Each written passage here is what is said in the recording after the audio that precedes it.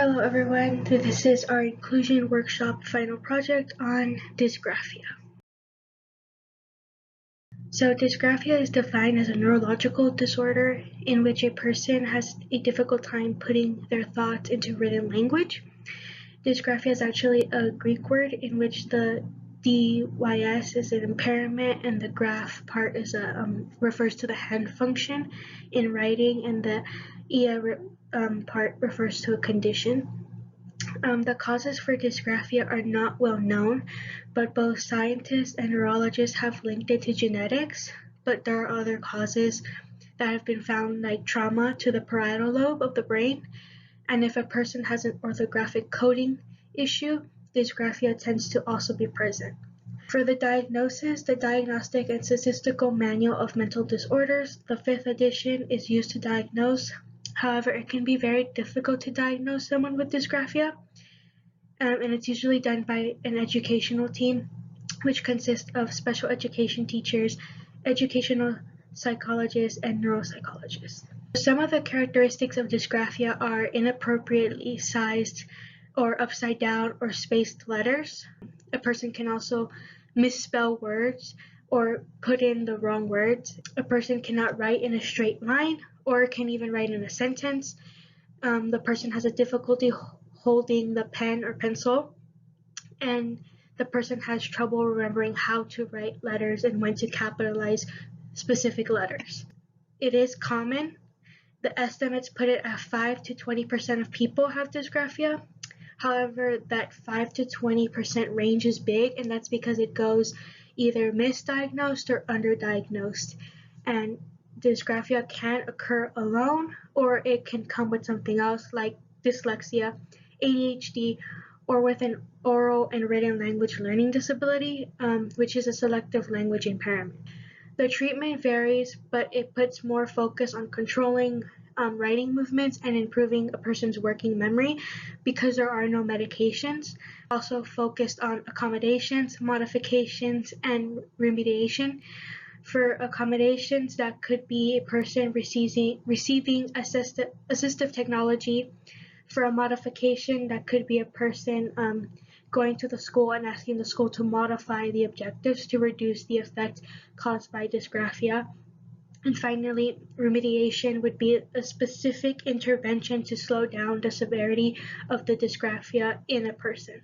So there are a lot of federal laws that are there to support and aid those who have dysgraphia.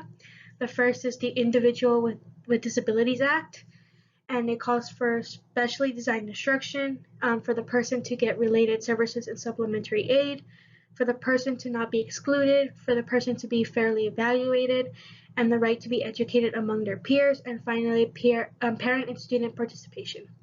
The Individual with Disabilities Act also gives the parents the right to sue if the school does not follow the law. The next federal law is the TACT Act.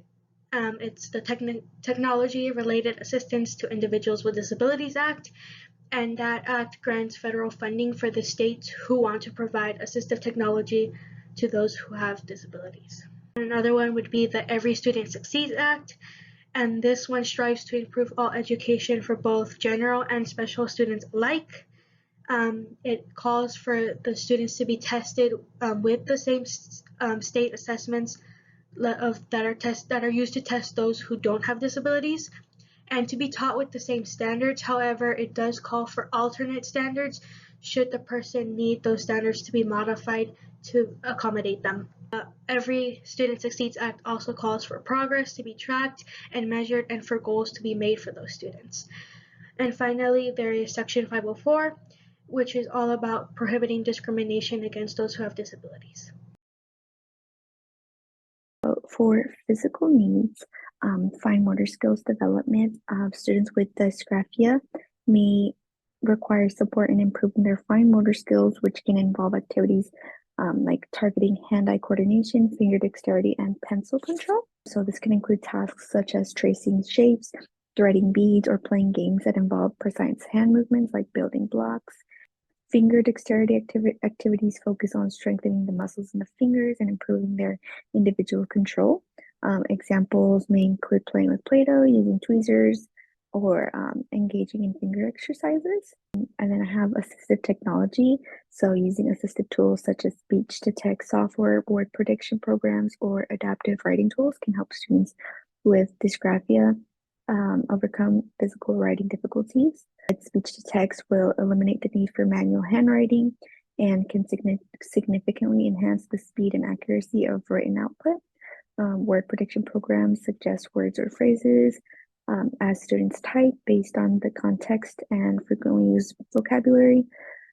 These programs can help students with dysgraphia by reducing the effort and time required to generate written content. Adaptive writing tools are physical devices designed to assist with the act of writing. These tools may include specialized grips or adaptations for pencils or pens, which provide better ergonomics and support a more comfortable and controlled writing experience. Let's see, peer acceptance and understanding. So students with dysgraphia may need assistance in fostering acceptance and understanding among their peers through educational initiatives that raise awareness about dysgraphia and its challenges.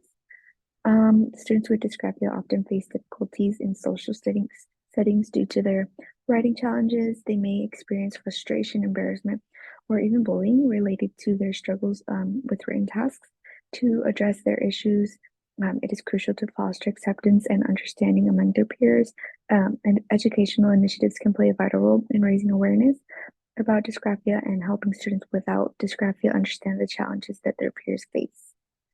Peer support networks, creating opportunities for students with dysgraphia to connect with peers facing similar challenges can provide a supportive social environment and enhance their sense of belonging.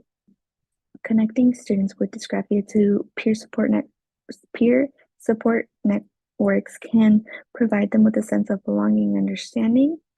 These groups or activities specifically designed for students with dysgraphia can offer valuable space for sharing experiences, challenges, and strategies for coping with writing difficulties. These networks can be established within the school setting or through external organizations that focus on supporting students with learning differences. They can be facilitated by teachers, school counselors, or trained mentors who can guide discussions and activities that promote mutual support and understanding. Self-esteem and confidence building. Students with dysgraphia may require support in developing a positive self-image and building confidence in their abilities through targeted interventions that focus on their strengths and accomplishments. Students with dysgraphia often struggle with their writing abilities, which can have a negative impact on their self-esteem and confidence. To address these emotional needs, it is essential to implement interventions that focus on highlighting their strengths and accomplishments. Teachers and educators can provide a regular positive feedback, acknowledging the effort and progress made by students with dysgraphia, recognizing and celebrating their achievements, both in writing and other areas, can boost their self-esteem and help them develop a more positive self-image. Emotional support, so providing access to counseling or mental health resources can help students with dysgraphia address emotional challenges that may arise due to frustration, anxiety, or stress related to their difficulties with writing. Incorporating activities that emphasize their strengths and talents can also contribute to building confidence. For example, if a student with dysgraphia excels in oral presentations or artistic endeavors, providing opportunities for them to showcase these abilities can foster a sense of accomplishment and pride. Furthermore, promoting a growth mindset can be beneficial by teaching students that their abilities can improve through effort and practice rather than being fixed traits. They can develop a more resilient and positive attitude towards their writing challenges, encouraging them to set realistic goals, celebrate progress, and persevere in the face of setbacks can enhance their self-esteem and confidence. Students with dysgraphia may experience emotional challenges related to their writing difficulties. Providing access to counseling services or mental health resources can be crucial in addressing these emotional needs. Schools often have trained counselors or psychologists who specialize in supporting students with learning differences. 3 ways to promote the inclusion of students. So first one being individualized instruction, by providing individualized instruction tailored to the specific needs of students with dysgraphia is essential. This can involve implementing accommodations and modifications in the classroom to support their learning. Second one being multisensory approaches. By employing multisensory teaching methods can be beneficial for students with dysgraphia. These approaches engage multiple senses simultaneously to enhance learning and retention. The last one being peer collaboration and support. By facilitating peer collaboration and support can create a supportive social environment for students with dysgraphia. Pairing students with dysgraphia with supportive classmates can encourage cooperative learning and mutual assistance. So back to individualized instruction.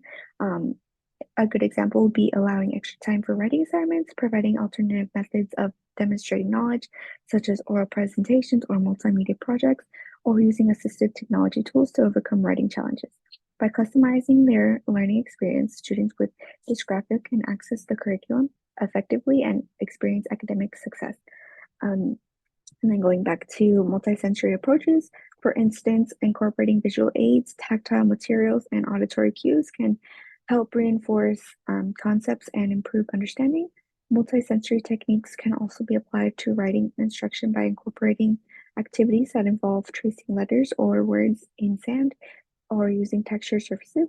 By appealing to different sensory modalities, students with dysgraphia can strengthen their learning experience and reinforce their writing skills. And then finally, back to peer collaboration and support. This can involve collaborative projects or buddy systems where students work together on assignments or provide peer feedback. Additionally, promoting awareness and understanding of dysgraphia among peers through educational initiatives can foster acceptance and empathy, creating opportunities for students with dysgraphia to share their experiences and challenges with their peers, can enhance social inclusion and build a sense of belonging. So there's many different ways to promote inclusiveness for students with dysgraphia in the general education class. Several of those accommodations can be with assistive technology or assistive devices. You can allow students to use an audio recording device or even a laptop in the classroom. That way they get a break from actual handwriting if it's something that they struggle with on a long-term basis. You can also provide students with special paper that has different colored lines on them or even raised lines, so that way the student can follow along and learn the appropriate way for writing. You can also provide graph paper whenever they're working on math problems, because it'll help line up the numbers and they'll figure out the best way to sort those on the paper, so that way they can work through their math problems on their own. And they also make a variety of pencil grip options. It's not just the ones that help you hold the pencil to make them comfortable. They have therapeutic ones that allow a student to place their fingers into these pencil grips to allow them to hold the pencil appropriately, and it helps them with their fine motor skills as well. So that way they can build a stronger hand and build better handwriting. Something else that's really important for a student who is diagnosed with dysgraphia is possibly not grading their handwriting at all. They might have to do the assignments and there's no issues with actual doing them, but if you're handing out grades to students who have who don't have issues with handwriting, maybe a student with dysgraphia would be exempt from the actual technicality of that handwriting assignment. There are several community resources in Arizona for students and their families who have a dysgraphia diagnosis. Some of those are the Wellington Alexander Center. There's also the CIRI Brain Performance Center. And then there's also a community outreach program, a community center for raising special kids. The Wellington Alexander Center is located in Scottsdale, Arizona, and they are a center that helps properly assess and diagnose children's language and/or learning challenges. They offer a free consultation for parents or guardians so they can help learn about the programs that they do offer and to see if it's something that will benefit their child and their family. At the Wellington Alexander Center, they provide intensive intervention services and language-based learning practices to help with those disabilities. They have a one-of-a-kind, all-inclusive neurological screening and assessment, and the treatment center that can offer collaborative care for everyone in the family. The CIRI Brain Performance Center is located in Tempe, Arizona, and they are a sensory integration learning center, and they are dedicated in helping build a strong neurological and developmental foundation for children and adults. And they do this by providing the most comprehensive, innovative, and advanced multisensory programs and brain-based therapies. And they are available to improve an individual's overall function and independence. Scurry Brain Performance Center says that motor planning and sequencing problems have been linked to various developmental behavioral and learning challenges. Clinical studies suggest that technologies aimed at improving these capabilities can produce functional outcomes for children and adults. Raising Special Kids is located in Phoenix, Arizona, and they are dedicated to helping and giving hope to families through programs and services. There are no eligibility determination requirements, and any parent or family member of a child with a disability can take advantage of these services, and they are provided in multiple languages. Among the many programs that they offer, they have one dedicated to early childhood. This program wants to make sure that your child is getting the best start possible with support and services for children aged birth to 5. This is important because this is when a lot of language and writing skills come into play in a classroom setting. No matter if your child is diagnosed with a disability, developmental delay, or some other concern, there are support and resources to get your child the help they need to ensure success. So for our comprehension check, we did a mini quiz. You can just take out a sheet of paper and with a pen write down your answers. But the questions are, what is dysgraphia? Are the causes of dysgraphia well known? Can you name a few potential causes? What manual is used to diagnose dysgraphia? Can you name at least 3 characteristics? What is the name of the treatment medication? 5 to 20%. Why is this range of prevalence so big? What laws are there to protect those with dysgraphia? You can just list them on your sheet of paper and then give the right they provide or require. Do you remember the potential physical, social, and educational needs of someone with dysgraphia? Do you remember what is one way to modify our teaching with UDL for someone with dysgraphia? And finally, number 10, do you remember one way to include someone with dysgraphia? So these are the responses. You can take a moment and pause the video and go one by one and see on your sheet of paper how well you did with each question.